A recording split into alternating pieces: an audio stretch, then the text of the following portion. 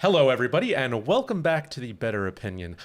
It's been a while, but I am still your host, now no longer living in my apartment, Kevin. And this is my co-host, who I haven't seen in weeks, Manser. Yes. Hello, Manser. We have not seen each other in a bit due to the disaster that was where I lived.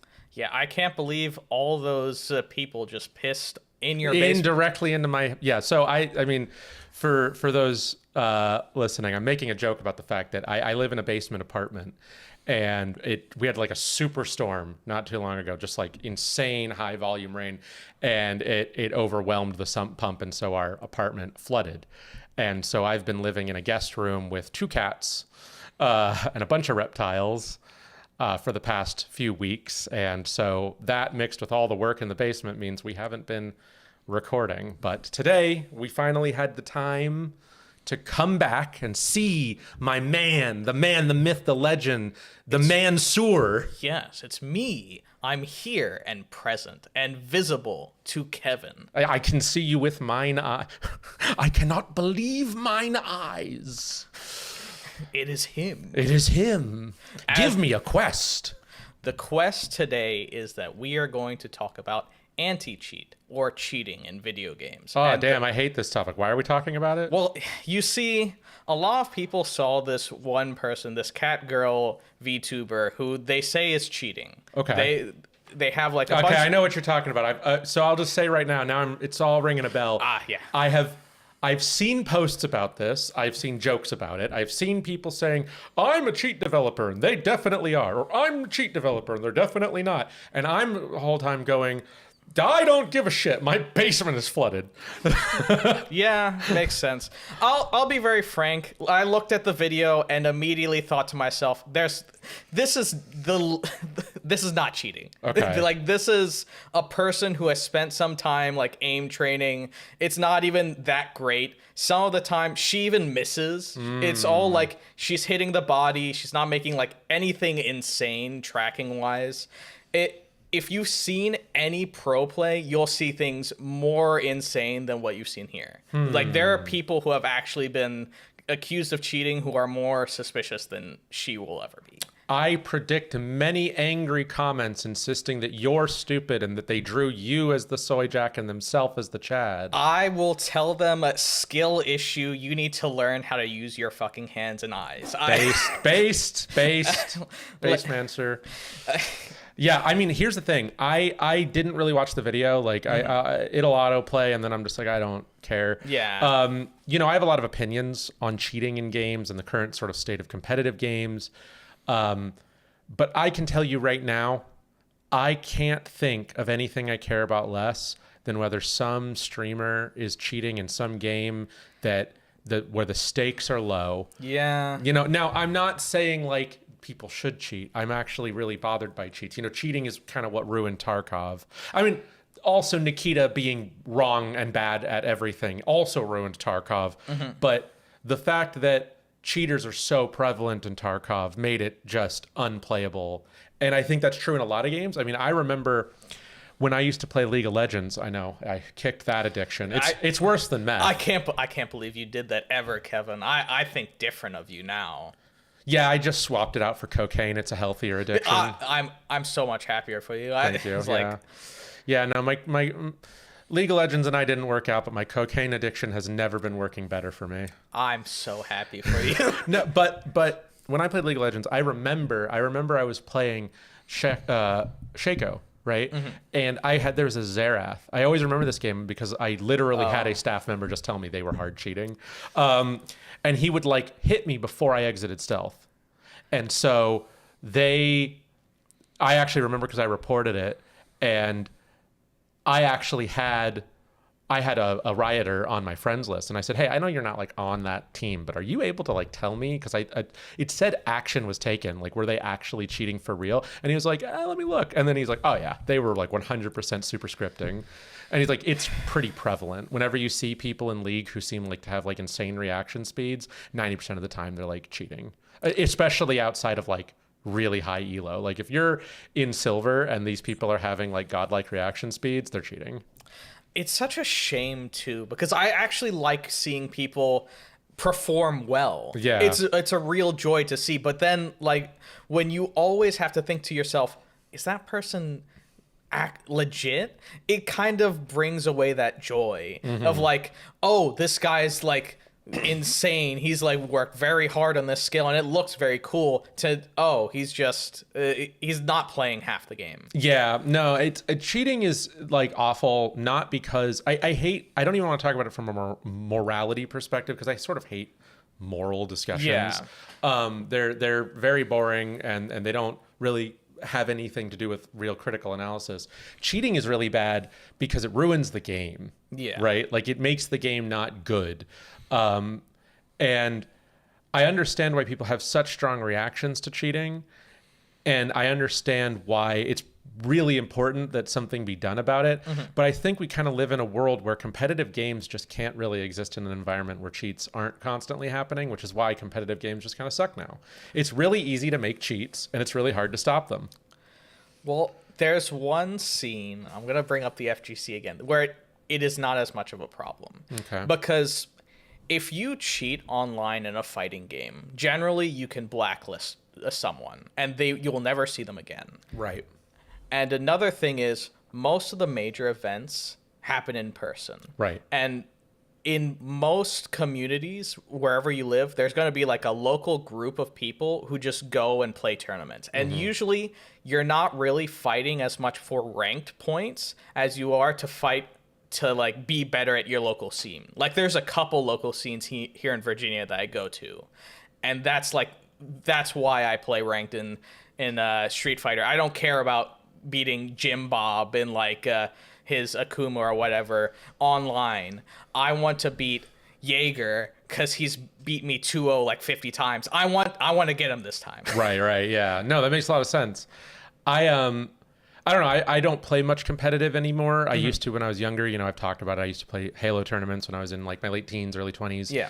And won the local tournaments. Yeah. They weren't anything. Back then, it wasn't like a big deal. Like, video games weren't what they are now. You know what I mean? So I didn't like gain any fame from it, but it was fun. But nowadays I kind of burn out on competitive. But it's interesting to see how mad everyone is at this Catgirl whatever. Like, I think it's so outside the scope of things that I give a fuck about. Yeah, because when I hear someone's cheating, I'm not really too mad at the cheater. I'm like mad that we're not getting rid of this. It's like I just think it's one of those things where, like, well, you know, that person, I've heard that they've got like massive, the negative attention has given them massive viewership. Well, there's no greater boost to your viewership than notoriety. Yeah. You know, I don't know. It's hard for me to really talk about it, because it's just like, should someone cheat? Like, let's say they were cheating. Like, is that a good thing? No, it's bad for the game, right? But the amount of emotional investment everyone has in it, I'm like, we're talking about, like, we're not talking about cheating in a tournament. We're not talking about, we're talking about, like, I think it's a beta, right? It's the new Battlefield. Yeah, they're in a beta and they're shit stomping like noobs. That's all that looks Which sucks, but like, why is everyone out? Like, okay, report them and just let whatever happens happen, right? Like, I don't know why you care, you know, to get worked up about it. It reminds me, to talk about Tarkov, there was this guy who got famous playing Tarkov, the Burnt Peanut. He was using that shitty, like, puts your face on a crappy 3D model for his, like, VTuber, you know? He's just like a peanut wearing like a military hat, and he had like his eyes and mouth thing. I mean, it looks very stupid, but people thought it was funny. His reactions, I will admit, were kind of funny to stuff sometimes. But once he got famous, and he got famous because his shorts on YouTube got watched a lot, which drove people to watch his streams, people just started nitpicking him. And every time he would say a bad word, he'd like get a 2 or 3 day ban, right? But like, people for a little while there were so many people who were like really mad at this guy for just like being successful. There was all these other Tarkov creators accusing him of view botting, which turned out to be not true because the statistics showed how he got famous. And like, it dropped off. But why am I bringing this up? It's like, the whole time I was like, why do any of you care? It's jealousy is what it is, right? So it's like, I would agree, like, if they really are cheating, and I'm speaking purely from a place of I've not observed this, you know. I just don't know why everyone else is so invested in talking. Like, cheating is super pervasive. Like, be mad about cheating, but why is this one the one that's got you going? There's way more blatant and worse examples of cheating out there that nobody's talking about. I just feel like they need a target. And everyone just wants to be angry. That's what it really is. Yeah, that seems to be a constant thing on the internet. You need to have like a target to be angry at. There are no actual conversations about things. You just have this person angry reactions. Bad. It's like, we all agree that this person's bad, right? Yeah, they're bad. They're bad. Well, isn't that every discussion? I mean, I feel like a lot of what we talk about here are the things that we find that when we try to talk to other people about them, they just have like a knee-jerk reaction. Yeah. You know? And you can't express an opinion. You can't have a nuanced take. We were talking about, before the camera was turned on, we were talking about Kenshi, because you've been playing it some more. And we were talking about the like the economy of slavery in the United Cities and the anti-slavers, you know? And without going into Kenshi, because we've talked about it before, the anti-slavers, when you bring up the fact that, like, if they destroy all slavery in the United Cities, it might actually, like, kill billions because, like, the economy's so connected to it. And Tin Fist just goes, who cares? And, you know, I think emotionally I agree with Tin Fist. Yeah. But you can't even talk about that because there are people who would just go, yeah, I agree, Tin Fist, down with everyone, you know? Yeah. And it's... That's the modern age. Everyone just kind of wants to feel righteous and angry and not good about anything. Well, is it just the modern age? Or maybe not. I mean, as long as I've been an adult, I guess I'll say that. Well, the reason I always say that is because it's only in the modern age where everyone has a voice, where you can actually see what everyone's saying. Before, it was much more cordoned off who could say something and it could actually reach you. You had to get on like TV or something, or on the newspaper. And how likely is that? Yeah. But now you just need to post a shit post, like, comment, and then people have to get angry, and then people get angry at it, and then everyone sees it. I guess it's people are bored. I don't know, because I was talking about this with my dad the other day. I was having lunch with my dad, and we were talking about our extended family, and he was talking about his brother, my uncle, about how, like, this guy just posts about, like, Trump all the time and goes on like these super long rants. And I was like, you know, it's not that I don't even agree with him, right? Like, I have my own politics, and I'd say that I'm probably more aligned with my uncle in a lot of ways. But I just don't see the point in ranting about it online or even really thinking about it. Like, it's like what people think is that they think that by screaming into the void and then getting a bunch of thumbs up emojis, that they're, like, fighting the good fight. The problem is that you're doing nothing, and you're putting all your energy in a useless prospect. What did that realistically do? You reached out to the people who agreed with you. Exactly. And many of them would have probably done the same thing. And then what happens in politics? Nothing. Yeah, no, you're absolutely right.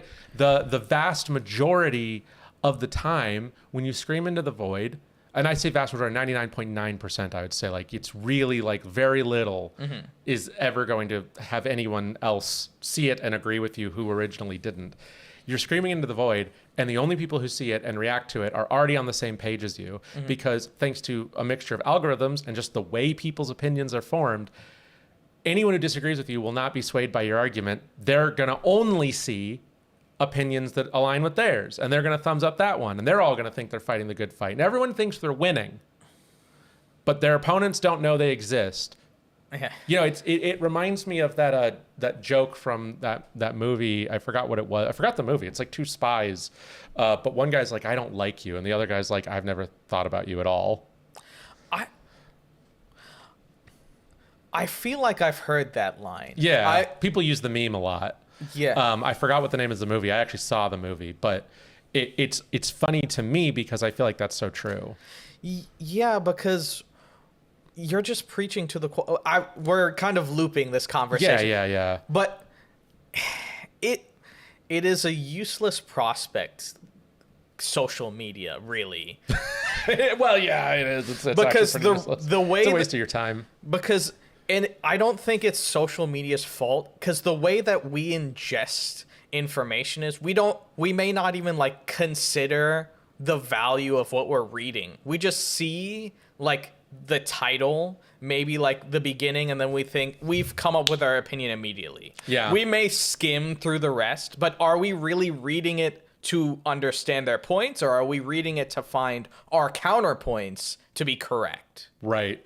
Yeah, everyone's just looking for affirmation. That's really what it is, you know, most of the time. They want to feel a strong emotion, and then they want affirmation. And like I was saying to my dad, I was saying, you know, I just don't care about this stuff, because the reality is I can't do anything about it. And I would much rather like find things that make me happy to focus on, or things that are at minimum average. Like, Yeah.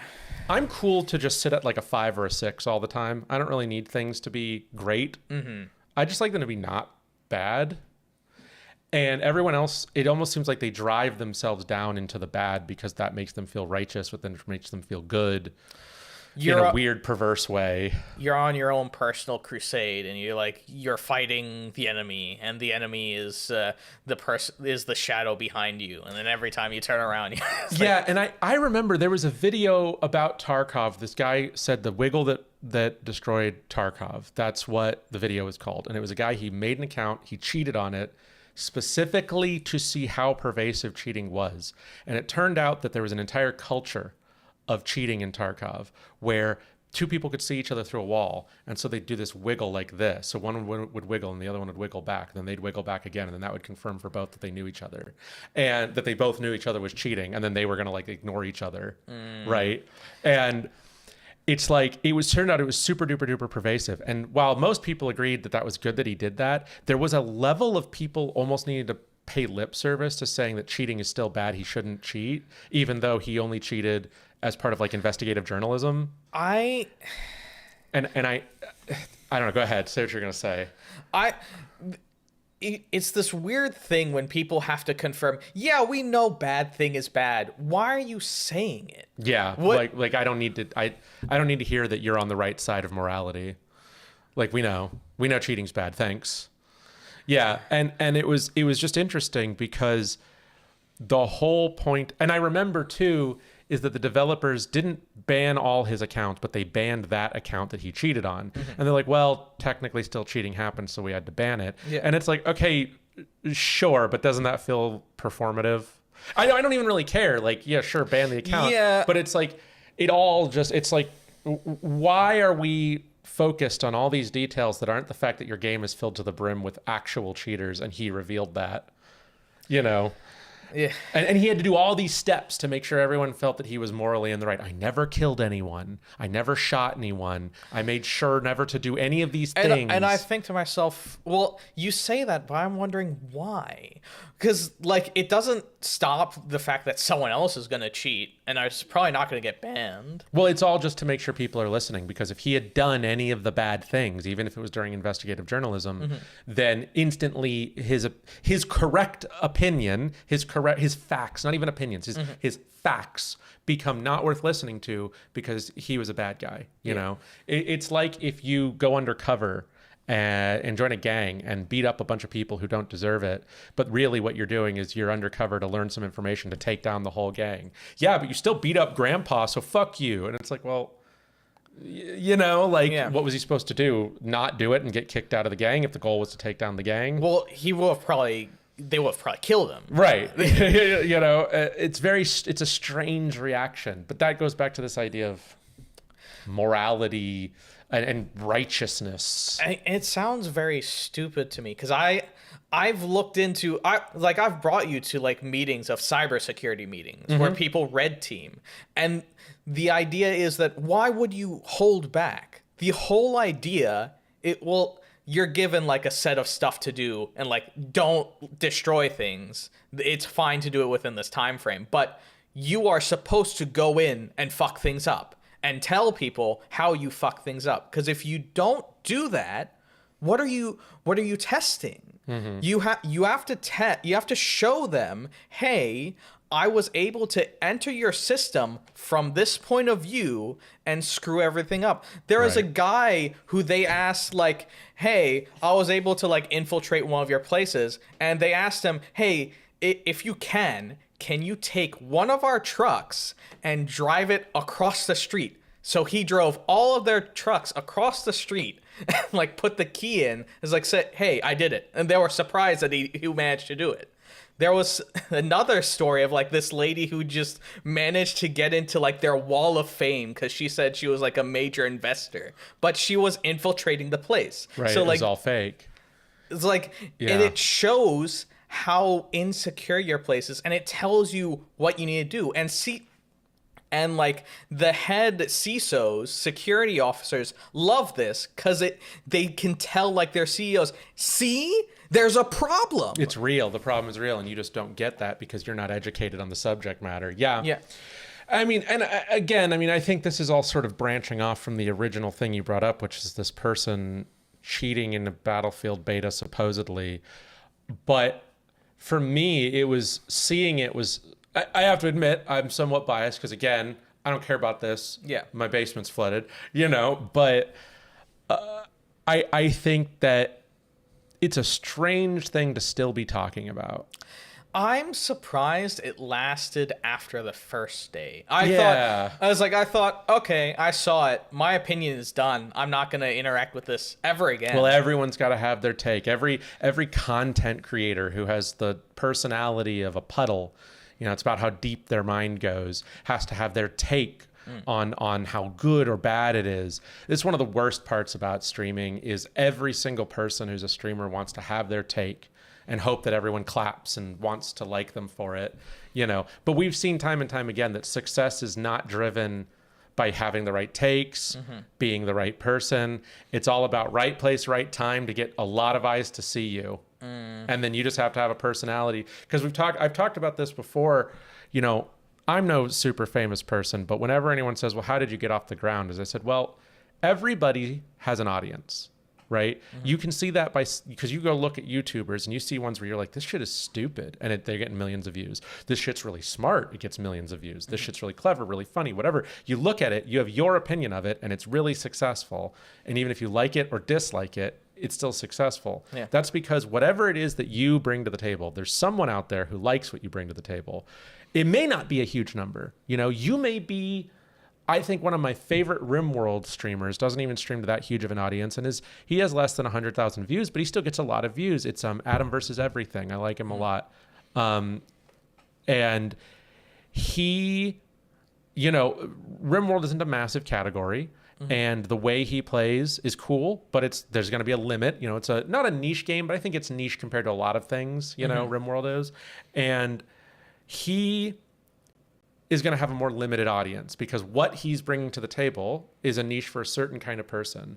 But I think he can still keep growing from where he's at because he has not found all of the people who would like his niche, right? And that's the problem. I think he is smaller than he should be. He's bigger than a lot of people, and that's because enough people who are looking for a certain kind of thing, which was a lot of his tutorials or his examples of how you can do something and his ability to show you verbatim how he did it.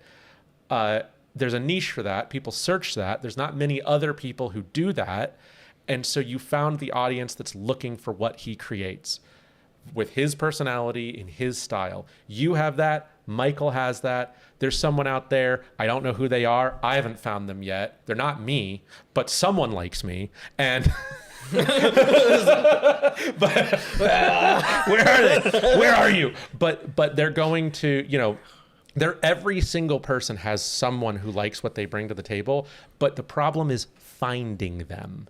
Finding that person is really hard because they exist somewhere, but they may not be looking where you are at the time you are there. Yeah. And that's how people get famous. They don't get famous because they're particularly clever. The biggest streamers are not actually producing amazing content.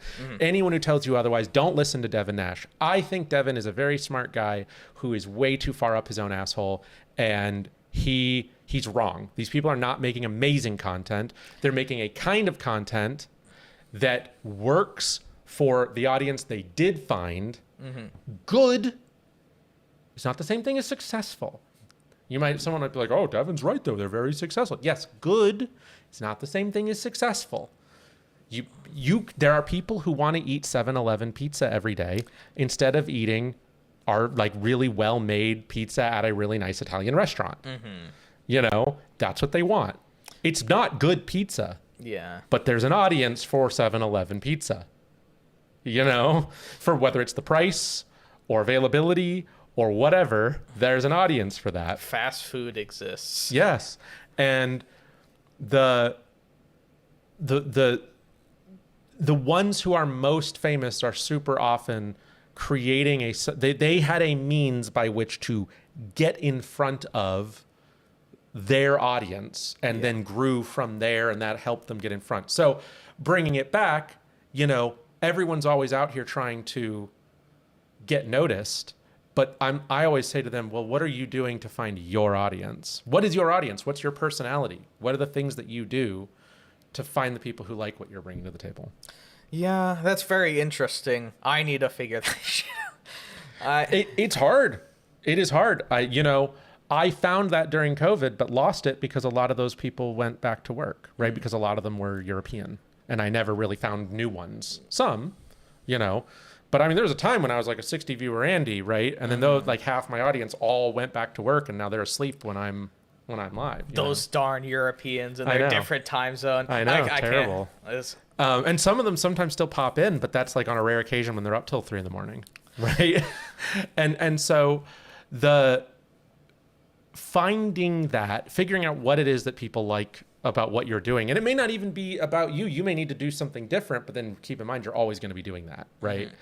Like if you may be successful as the pee pee poo poo man, but then you'll always be the pee pee poo poo man. You'll never escape it. Yeah, that's an interesting thing that I think is very scary. It's like, how do you want to start, and what do you want to present yourself as, and are you going to get very tired of it? Because once you get tired of it, well, this is why you're here. Yeah. So like, if you stop doing that, you need to start over. Or right. Even worse, how are you going to get your new audience if they think you're the pee pee poo poo man, but they don't like that? Exactly. That's exactly. And you see it happen with like YouTubers, streamers. They switch to something, and then everyone's like, "Oh, you fell off." And it's like, well, they didn't fall off. It's just the audience that they had was there for for a specific thing, and you're not doing that specific thing anymore. So now they're not there for that because they weren't really there for you. They were there for whatever that thing was. You know, if you're a YouTuber and you make videos about woodworking, and one day you start doing like video game reviews, you may be the best video game reviewer in the world, but your audience is based off of people who want to do woodworking. Yeah. And some of them might like video games, and they might even like to hear your opinions, but the vast majority are going to be like, I'm 92 years old. I don't know what the fuck a Pikachu is. I just want to see this young man's wood. Show me your wood, young man. I don't give a fuck about fighting amphibians. I want to see it hard and soft. I want to see it in between oiled up. Lacquer that wood, child. I want to see it. Yeah. Yeah. It's true though, right? Yeah. Like the reality is that once you've created a niche, there's a certain kind of people that are looking for you, whatever it is you bring to the table. And even when someone goes, oh, well, this person, like there are YouTubers, for example, you know, Seth Zintak, right? There are people who say, oh, this is just a Seth copycat. And I'm like, well, they're very successful. And I like them. And then you're like, well, yeah, but they're just copying Seth. I go, they're not like Seth. They copied they like what he does. Yeah. They find what he does very funny. And so they too want to do what he does because they feel good doing it. But they are not him, so they sound different. I like Reggie, for example. So like Seth and Reggie, like people often used to think Reggie was like Seth's second account. At a certain point, they thought that. But if you pay attention, they're completely different. I find that's very interesting because it reminds me of genres. It's like saying another mystery is just copying the original mystery. Listen, Glass Onion is just like Sherlock Holmes. I can't believe they just stole Sherlock Holmes. I can't believe it. Oh my God. But when does he do meth? I think when does he do heroin? That's what it was. It's not meth, it's heroin. When does he do heroin? People have a hard time understanding what inspiration is. Right. Instead of just, it's like you have to do work in order to achieve like a product. It's not like the work went away. You also have to, in some level, understand what you're inspired from in order to create the new thing. Well, think about it this way. What the fuck is an apprenticeship? It's when someone who knows how to do something teaches you how they did that. Yeah. Right? Like if there was a great, let's say, goldsmith, silversmith, you're someone who works with precious metals to make jewelry, pottery, things like that, and then you were going to work under them, nobody would think that that's weird. Nobody would go, dude, John Turman, it was the famous guy who made this jewelry, and now you're just copying him. You're just John Turman too. I can't believe you did this after working for so long under him and him teaching you exactly how to do it. How could you copy him? Right. And like, yes, it is different to watch someone's YouTube videos and then like be inspired by that and learn from that and then create your own version of what they're creating. But it's weird that if you are learning from other people, that's normal. But if you are learning by watching them on your own and then creating something similar, that's wrong and you're a copycat. I understand that. I think to some people there's a cognitive distance, an issue with the idea of like, well, the difference is they're teaching you versus you're just copying. And I go, yeah, but all learning is just copying. It's like all art is you saw something and you were inspired by it. They say there's only really two stories in the world. It's like appeal to adventure, or you have been forced out from like your home life. Like there was some issue and you had to leave. Right. And to some extent that's true, but I feel like it's a bit reductive to say like, what was a book I'm reading? Like, Tarzan is just a copy of one of those things. It's just that. Right. And you know, to some degree you can look at something and say, oh, this just feels like, cause like, I think a lot of like, Avatar and like Pocahontas or Dances with Wolves, right? Where you're just like, this is literally verbatim the same script. Like you can just swap the words and it's verbatim the same script. But there's a difference between that, right? And being really inspired by someone who is better at you than something and watching them until you understand it and then trying to create your own thing in that style. You know, that's what artwork is. That's what painting is. You know, when you paint, nobody learns how to be good at painting without looking at something. You know, they copy something. In fact, most people learn realism before they learn abstract, right? And what is realism? Well, it's the act of taking this mug and then painting it as close to exactly as I can. Yes. Which is just copying the mug onto paper. Disgusting. How could you do that? You have to be original from the start. You got to be original from the start. Yeah, ripped off the universe. Yeah, I can't believe I ripped off the universe's idea of existing. Shame of you for being able to see, asshole. You stole being alive from the universe. Yeah, you are copying other humans being alive. You ate something you fucking stole from Adam and Eve, you idiot. You fucking bitch. You stole eating apples? What the fuck? Yeah. It is insane to me the way... Yeah, but I don't even need to go down that path. Your original statement, it's reductive, is really what it comes down to. It's reductive of the work people put in. Everything people learn is learned from somewhere. You learn the fundamentals of how to do something, and then you make it your own. Yeah. No two artists are identical, no matter how hard they try to be. There might be someone you gain inspiration from.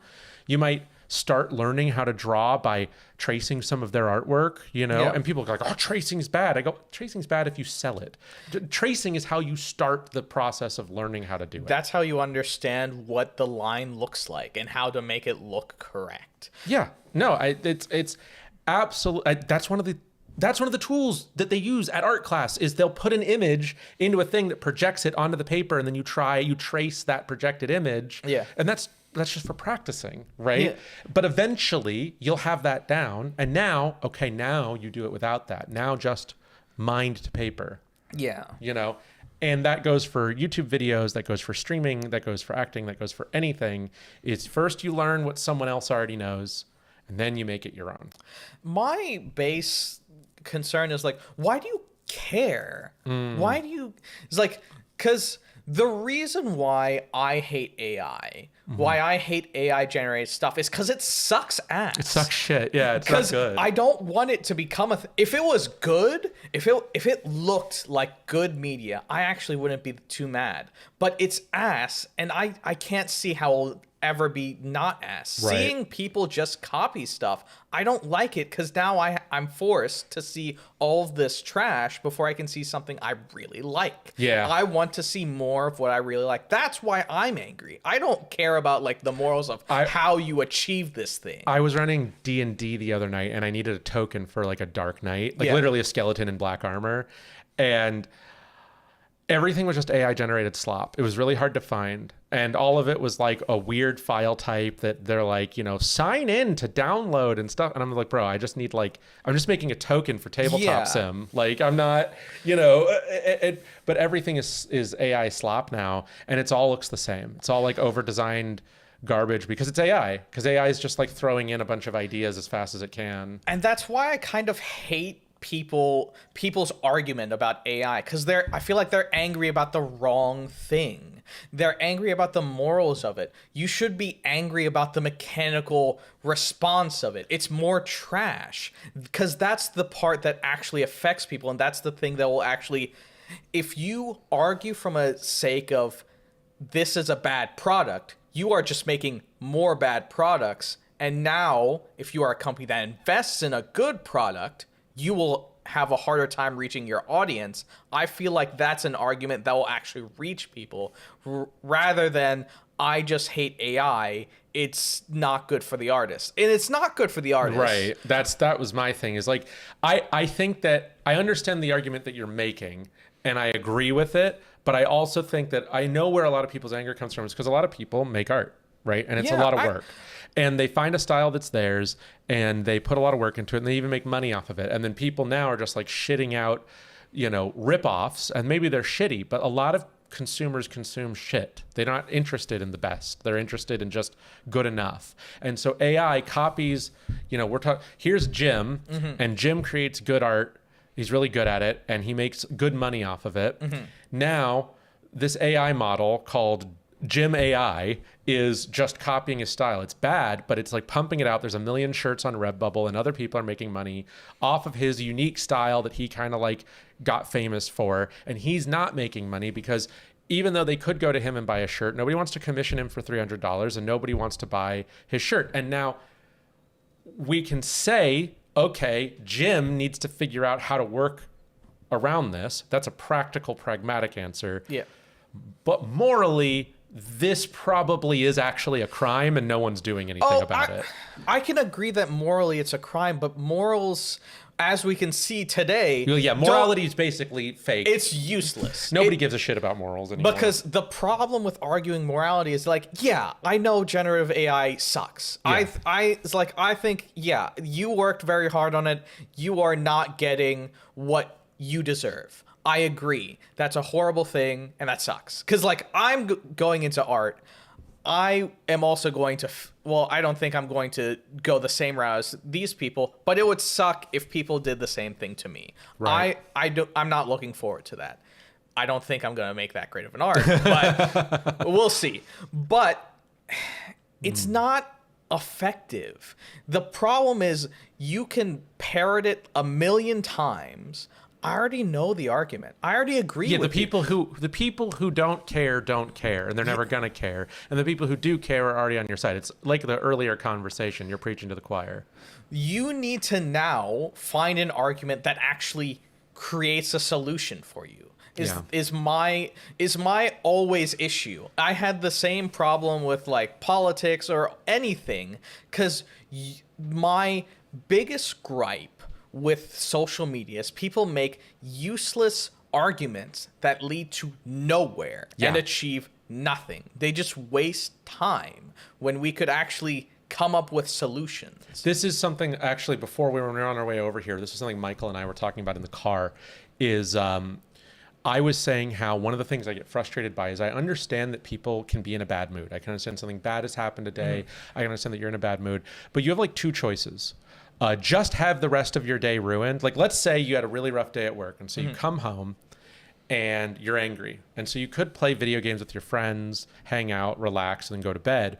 Or you can neglect all your friends because you say, well, I'm angry from work. Now, a lot of people are going to say, well, that's how things are. Sometimes you're angry from work. And I go, sure, but you have two options. Be angry or get over it. And if you get over it, you can have a good time with your friends and go, well, the day sucked, but at least the night was good. Or you can be angry all night and then go, man, I was angry all night and now I have to go back to work tomorrow and that's going to suck too. And that sounds really shitty because you're basically saying just rub dirt in it, get over it. That's what you're saying.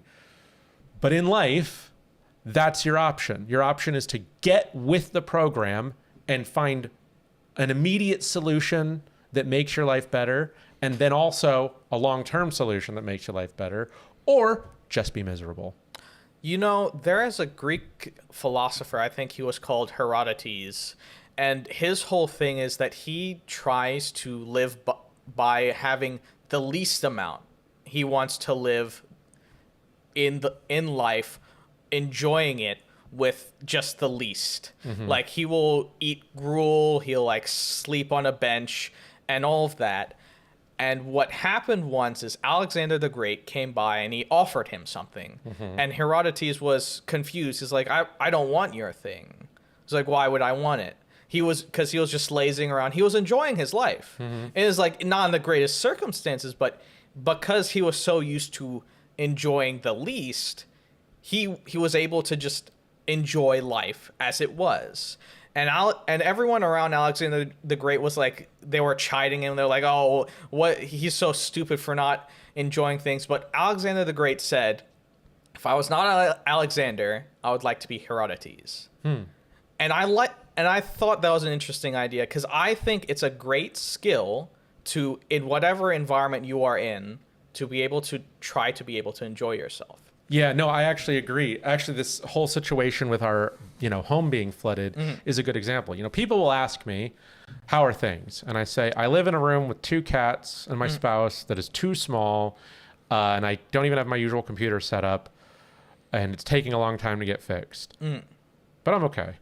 And the reason I'm okay, it's like I can say all this bad stuff is happening. But the reality is, they suck, but we got a portable air conditioner because the room was too hot. Now it's a good temperature. We got the bed set up. It's comfortable. I got a folding table, and I put my computer on it. Now I can play video games.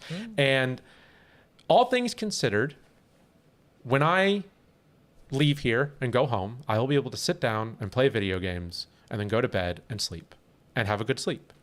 And you know what? Fundamentally, that's pretty all right.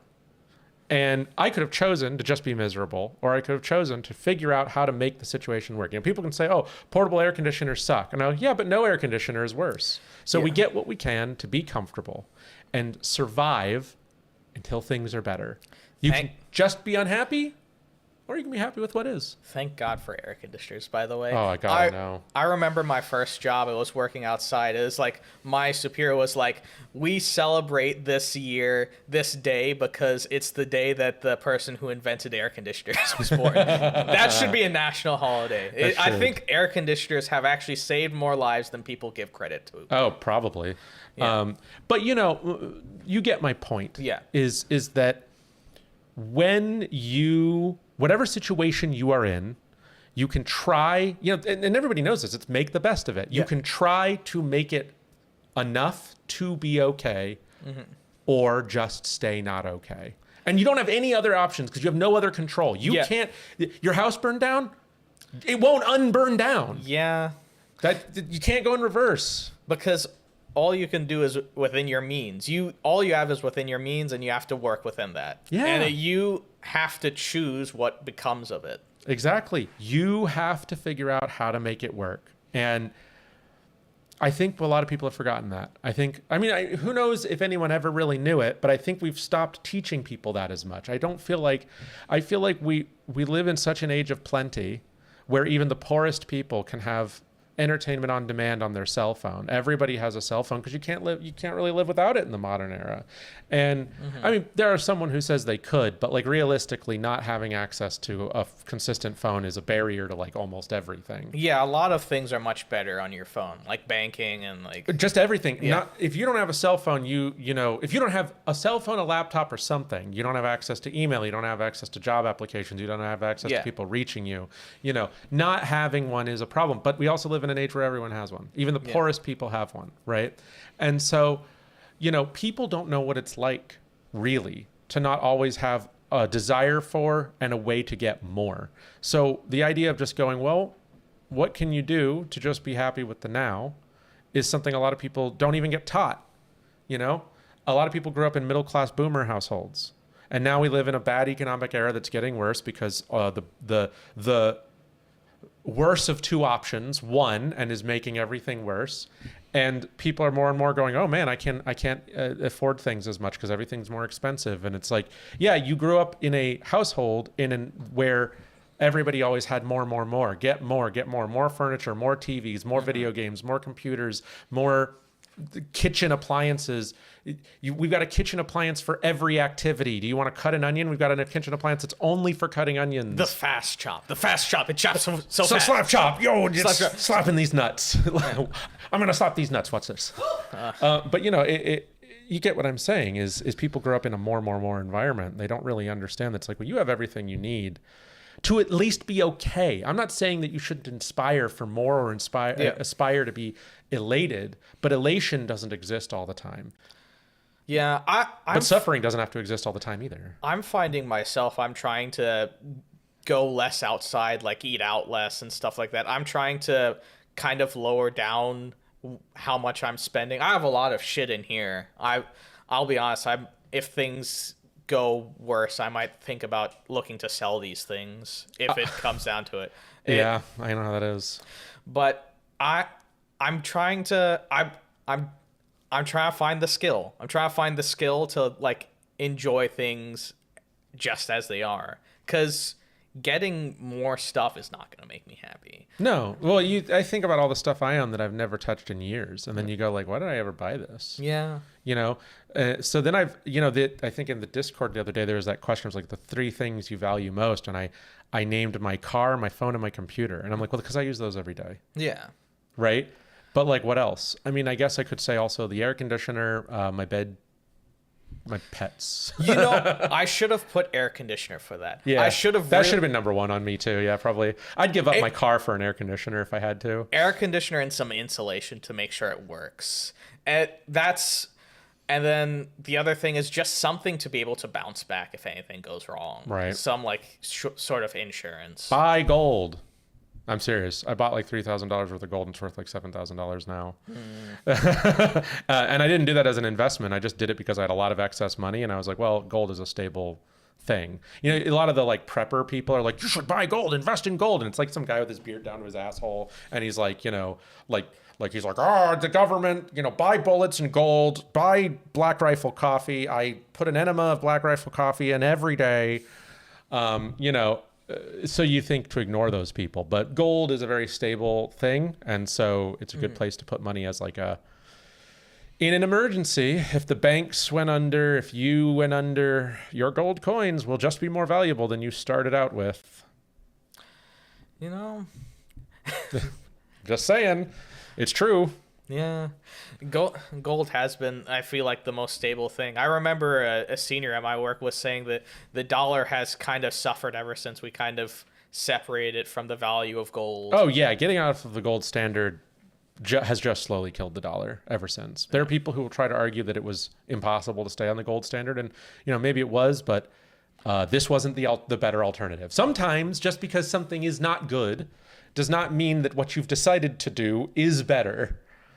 Well, should we have done nothing? Nothing might have actually been better. Yeah. Even if it was still bad. It's very interesting. We have gone way off topic. We have gone way off topic, but I think that's sort of how all of our conversations go. Yeah. Well, that was performative mostly. Yeah.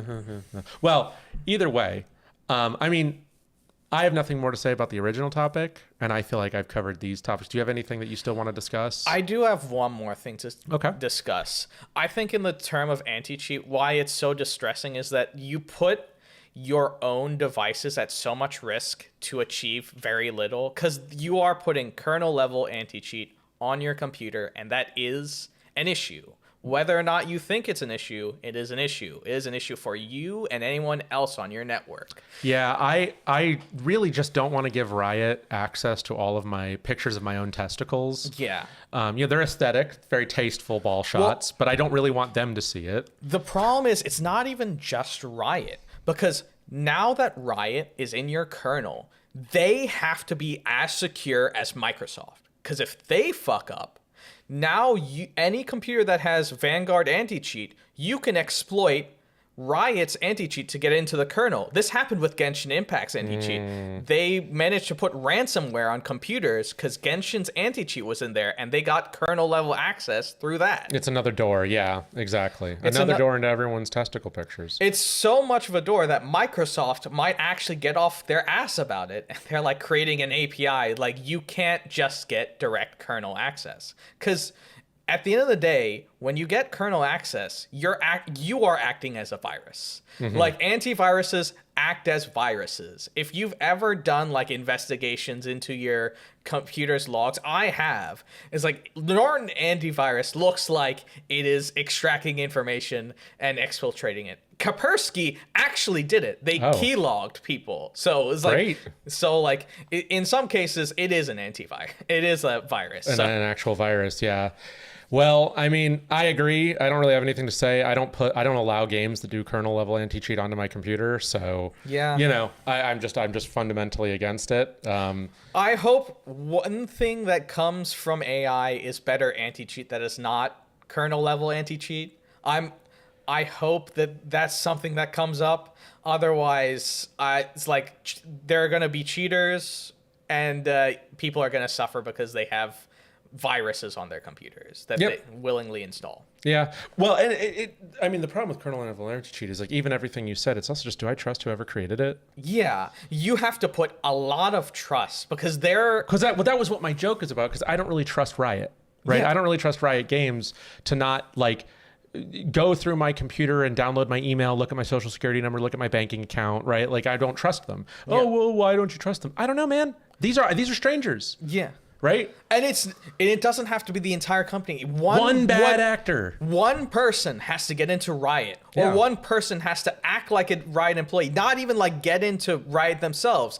If Riot has a security leak, now your stuff is fucked. Yeah. Because Riot cannot fuck up. It's not even about like them being reputable. They cannot fuck up. Because CrowdStrike happened not because anyone infiltrated. They fucked up, and like the economy suffered. Right, everything went plummeted. Yeah, except me, because I shorted the stock. But you know,